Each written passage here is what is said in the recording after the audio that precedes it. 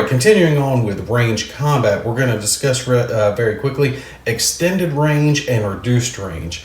Now, before we get into those two specifically, there is something else you need to keep in mind, and that's called limited range.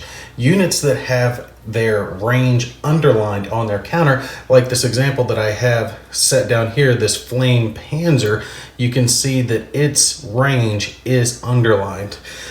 When they have their range underlined, that means the rules for extended range and reduced range that I'm getting ready to go over are exempt. They do not apply to these units. So make sure you keep that in mind when we go over these following sets of rules.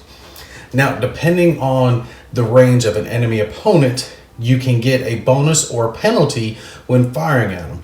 So let's take a look at extended range first. Let's say our Tiger here wanted to fire at one of these Su-152s.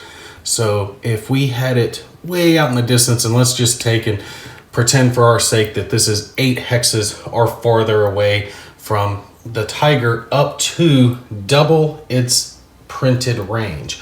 We can see its printed range for AP is 7, which means it can have extended range up until 14 hexes. So 8 to 14 hexes will count as extended range for this Tiger, and it could fire at the Su-152 at extended range, but it would have a penalty when doing so, and you would add a +1 to its to hit number, which would mean for this Tiger example, it would no longer need 4s to hit, but it would need a 5 instead. Now, if in the situation of extended range, you have a unit that would already have a to hit number of 6, and it would need to add +1 to it for extended range, it can't do that. So instead, you would reduce the firepower by 1 instead.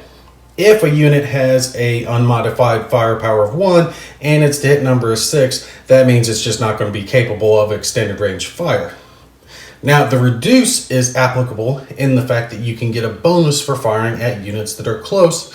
So let's take our example of the Tiger looking at the infantry. We've moved them up a little bit closer, and we can see its HE range is 5. Now, when you're taking and looking for reduced range, it's going to be the half of the printed range rounded down. So with a printed range of 5, that means you take it in half, get 2.5, round it down 2 hexes away, will give you a reduced range bonus when firing. So when firing with the Tiger, and it has a 5-3-5 for its stat line for HE, instead of needing to roll 5s to hit, since it's at reduced range, it would only need a 4 to hit instead.